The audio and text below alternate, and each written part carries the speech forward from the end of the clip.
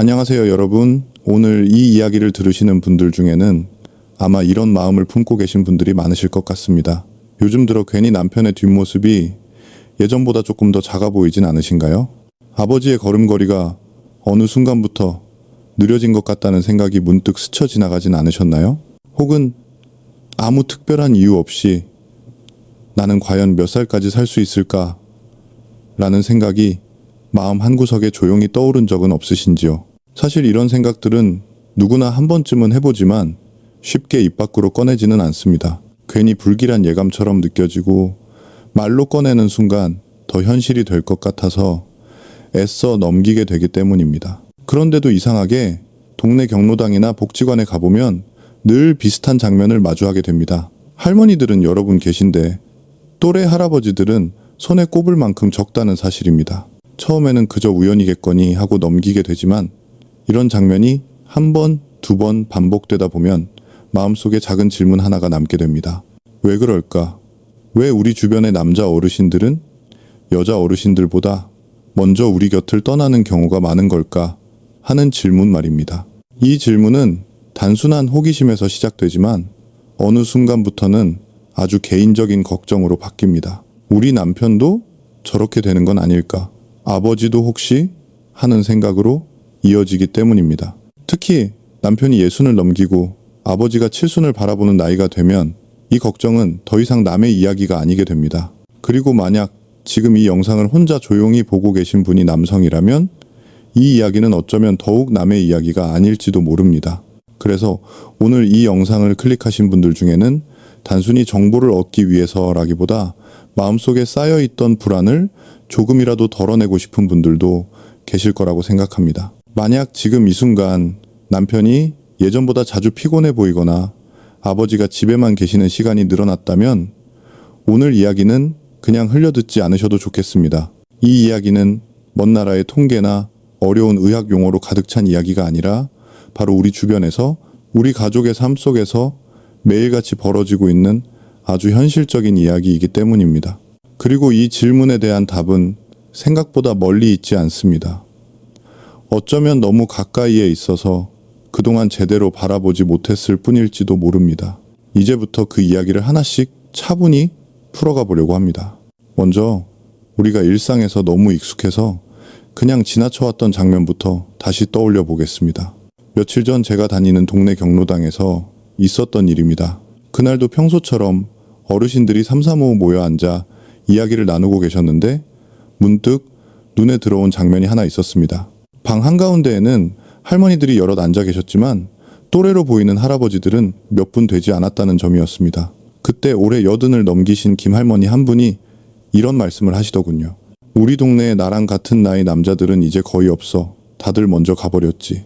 그 말투는 담담했지만 그 안에는 오랜 시간 쌓여온 현실이 고스란히 담겨 있었습니다. 그 순간 괜히 마음이 무거워졌습니다. 단순히 그날만의 우연일까 싶었지만 가만히 떠올려 보니 이런 장면은 그날만의 일이 아니었습니다. 다른 경로당에서도 복지관에서도 비슷한 풍경을 자주 보아왔기 때문입니다.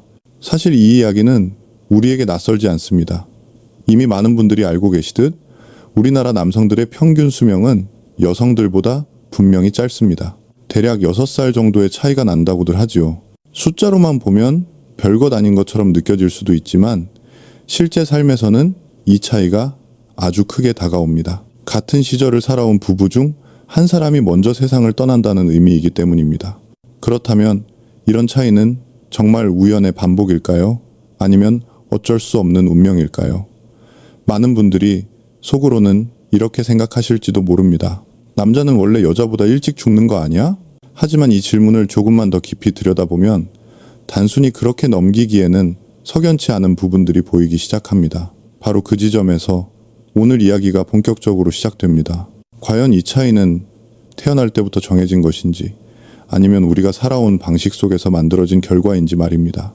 이 답을 찾기 위해 저는 한 분의 이야기를 떠올리게 되었습니다. 우리는 너무 오랫동안 이 차이를 당연한 것으로 받아들여 왔습니다.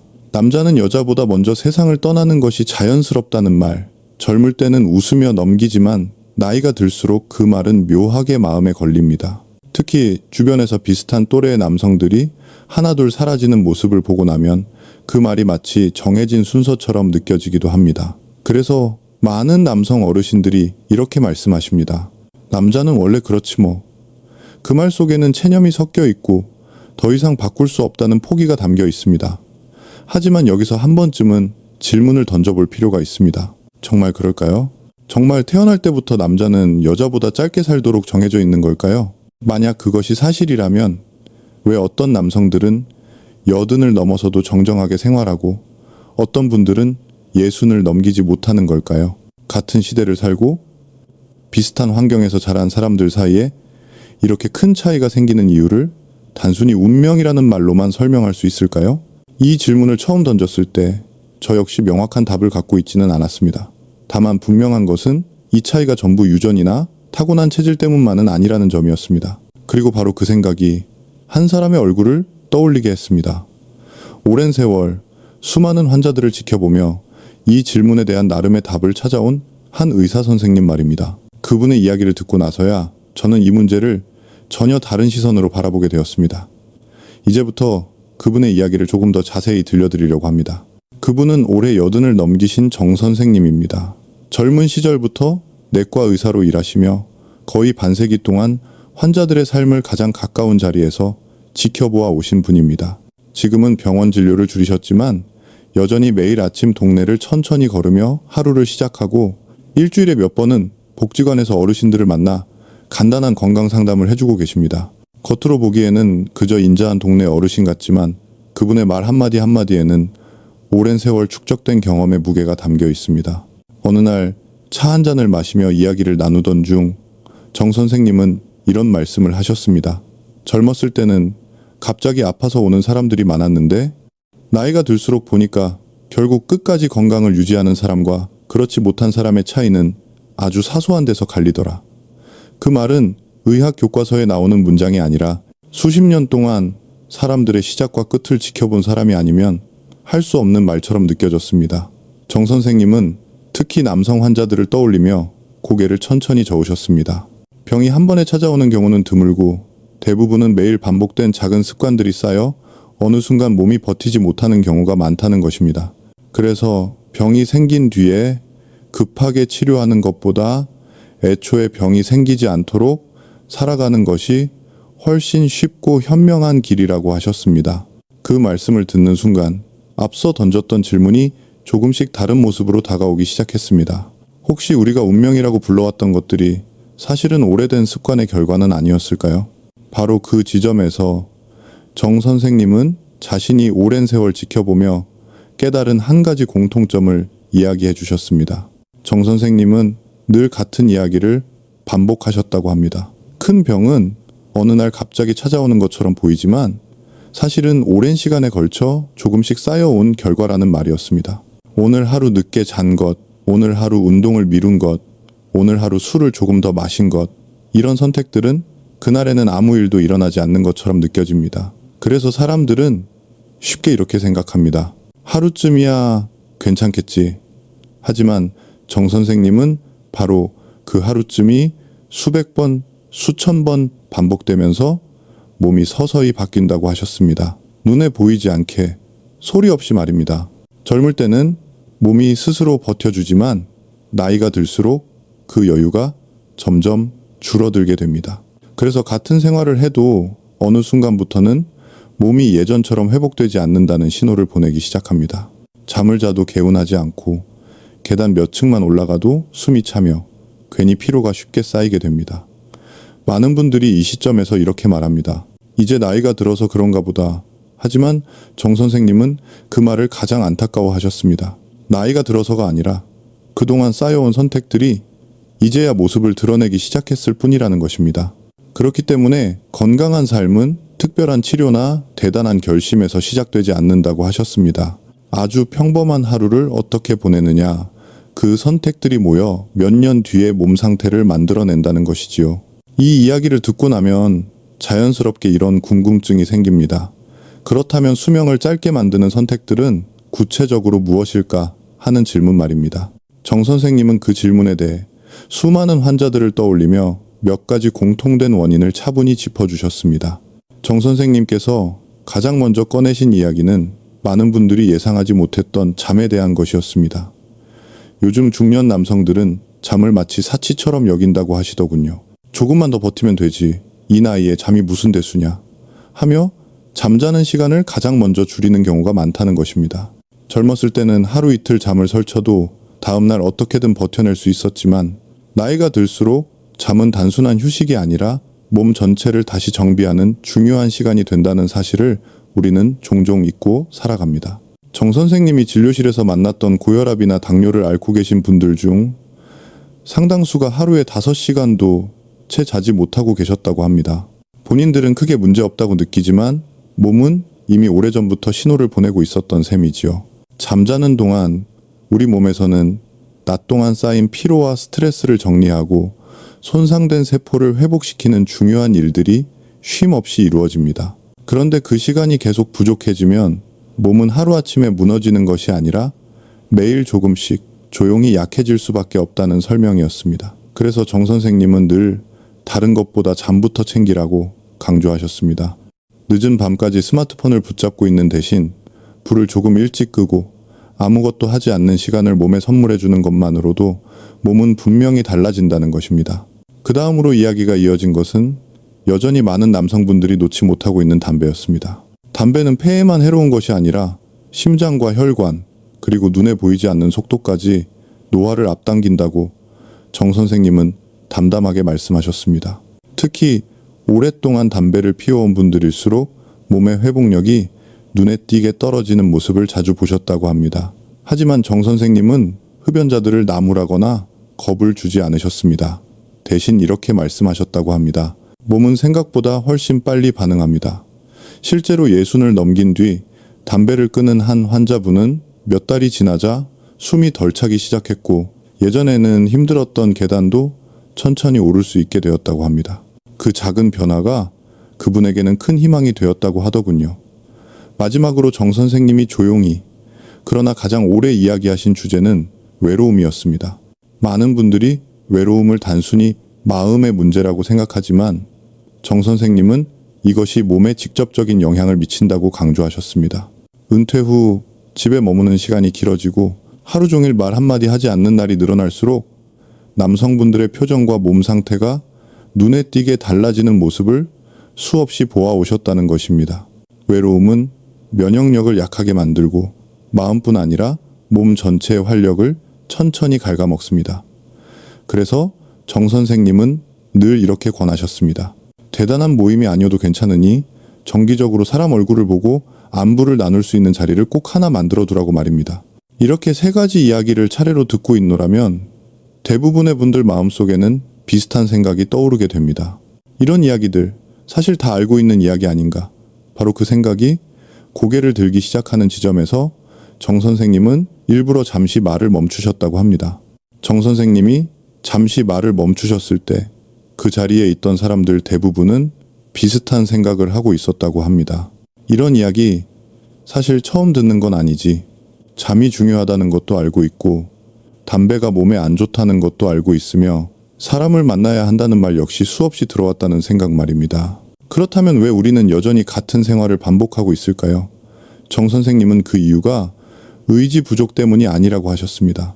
문제는 너무 한꺼번에 바꾸려고 한다는 데 있다는 것입니다. 많은 분들이 마음속으로 이렇게 생각합니다. 이제 와서 뭘 바꾼다고 달라질까?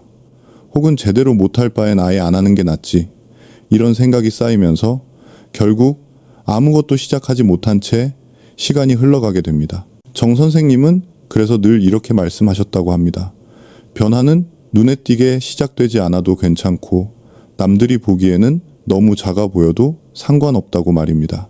중요한 것은 크기가 아니라 계속 이어질 수 있느냐는 점이라고 하셨습니다. 바로 그 말을 들은 뒤에야 다음 이야기를 들을 준비가 되었다고 정 선생님은 조용히 고개를 끄덕이셨다고 합니다. 정 선생님이 다음으로 꺼내신 이야기는 사실 많은 분들이 마음속으로는 알고 있으면서도 가장 조심스럽게 넘기고 싶어하는 주제였습니다. 바로 술에 대한 이야기였습니다. 정 선생님은 잠시 웃으며 이렇게 말씀하셨다고 합니다. 우리나라 남자분들은 술을 마신다기보다 술에게 마시고 사는 경우가 참 많습니다. 회식 자리에서 오랜만에 만난 친구들과의 모임에서 혹은 하루를 마무리하며 습관처럼 마시는 한 잔이 어느새 특별한 날이 아니라 평범한 일상이 되어버린 경우가 많다는 것입니다. 문제는 술을 마시느냐 마시지 않느냐가 아니라 몸이 이미 여러 번 신호를 보내고 있음에도 불구하고 그 신호를 애써 외면한 채 같은 습관을 계속 반복하고 있다는 점이라고 하셨습니다. 얼굴이 유난히 빨갛게 달아오르거나 술만 마시면 머리가 지끈거리고 다음 날까지 피로가 오래가는 분들이라면 이미 몸이 감당하기 어렵다는 경고를 보내고 있는 것이라고 말입니다. 특히 우리나라 사람들 중에는 술을 잘 분해하지 못하는 체질을 가진 분들이 적지 않다고 정 선생님은 설명하셨습니다. 이런 체질의 분들이 사회 분위기나 습관 때문에 억지로 술을 마시는 생활을 오래 이어가면 간에 부담이 쌓이는 것은 물론이고 혈관과 심장에도 눈에 보이지 않는 무리가 조금씩 누적된다는 것입니다. 그렇다고 해서 정 선생님은 단번에 술을 끊으라고 말하지는 않으셨습니다. 오히려 현실적인 선택이 더 중요하다고 강조하셨습니다.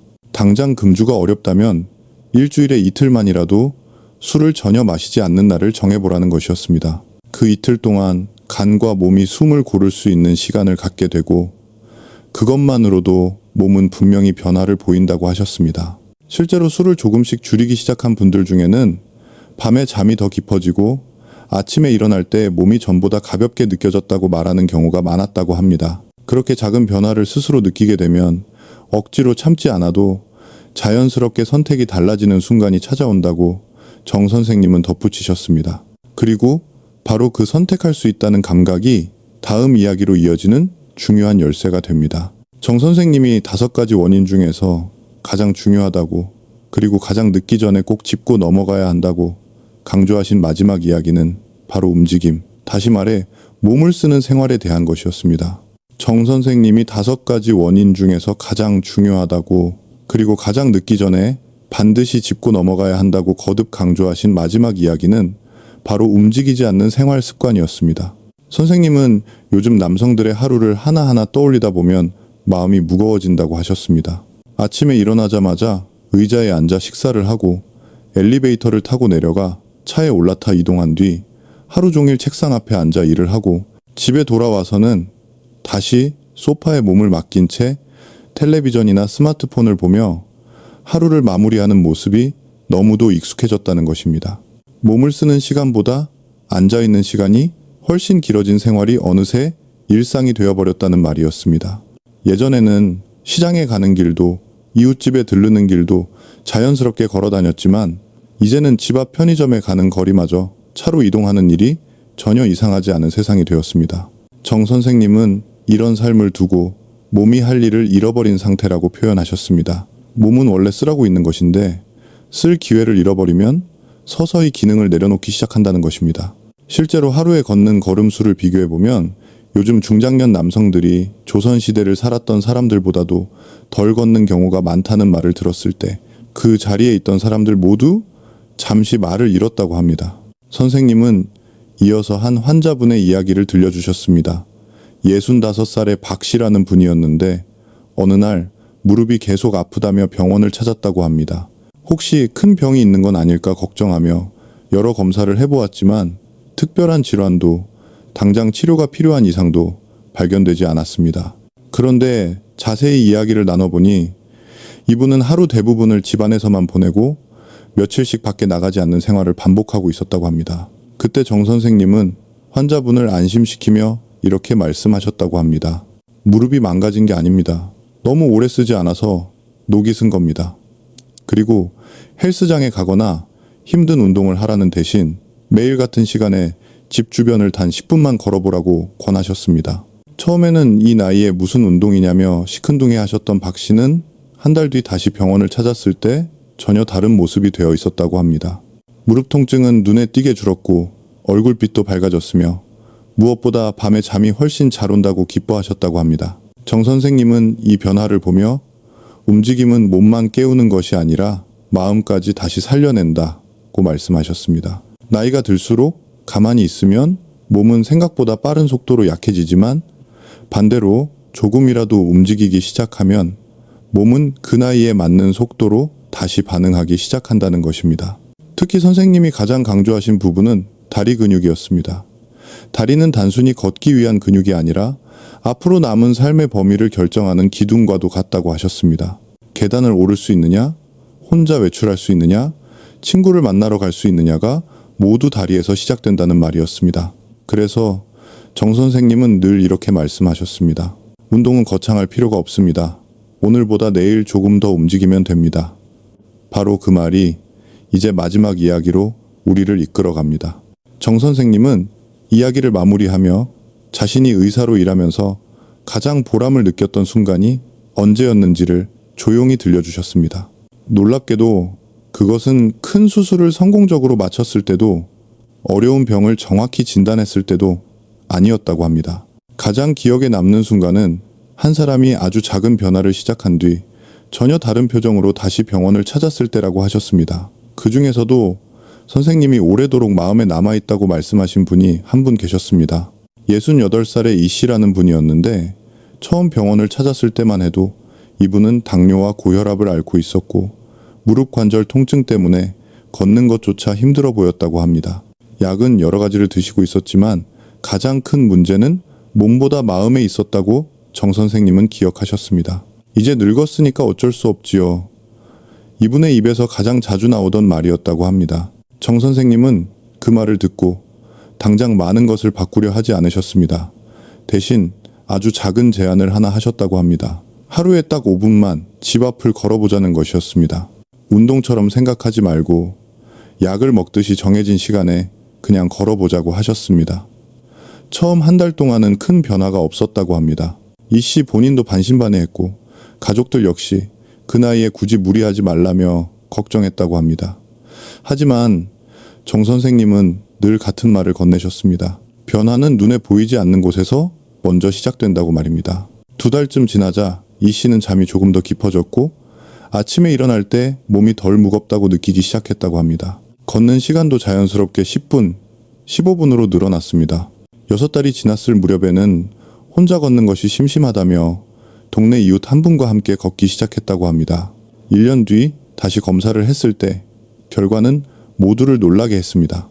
당뇨 수치는 정상 범위로 돌아왔고 혈압약도 줄일 수 있었으며 무릎 통증도 거의 사라졌다고 합니다. 하지만 정 선생님이 가장 기뻐하신 것은 검사 수치가 아니었습니다. 병원에 들어서는 이 씨의 표정과 말투가 완전히 달라져 있었기 때문입니다. 예전에는 늘 체념 섞인 말을 하시던 분이 이제는 요즘 사는 게 재미있다고 말씀하셨다고 합니다. 어느 날 이 씨는 정 선생님께 이렇게 물었다고 합니다. 선생님, 제가 70살이 넘어서 이렇게 건강해질 줄은 정말 몰랐습니다. 이런 게 가능한 일인가요? 그 질문을 들었을 때 정 선생님은 의사로서 가장 큰 보람을 느끼셨다고 하셨습니다. 몸은 나이가 들어도 변할 수 있는 힘을 가지고 있고 다만 그 변화의 속도가 조금 느릴 뿐이라는 것을 다시 한번 확인하는 순간이었기 때문입니다. 그래서 정 선생님은 늘 강조하십니다. 건강한 삶은 특별한 재능이나 강한 의지에서 시작되는 것이 아니라 아주 작은 습관을 오늘 시작하고 내일도 이어가는 힘에서 만들어진다고 말입니다. 완벽할 필요도 없고 남들과 비교할 필요도 없습니다. 오늘 이 영상을 보고 계신 지금 이 순간이 여러분 인생에서 가장 젊은 날이라는 사실만 기억해 주시면 됩니다. 오늘보다 내일 조금 더 움직이고 오늘보다 내일 조금 더 자신을 돌보는 선택을 하는 것, 그것이면 충분합니다. 여러분에게는 앞으로 살아갈 시간이 남아있고 그 시간을 건강하고 즐겁게 보낼 권리가 있습니다. 부디 그 첫걸음을 오늘 여기서부터 시작해 보시길 바랍니다. 여러분의 내일을 진심으로 응원합니다.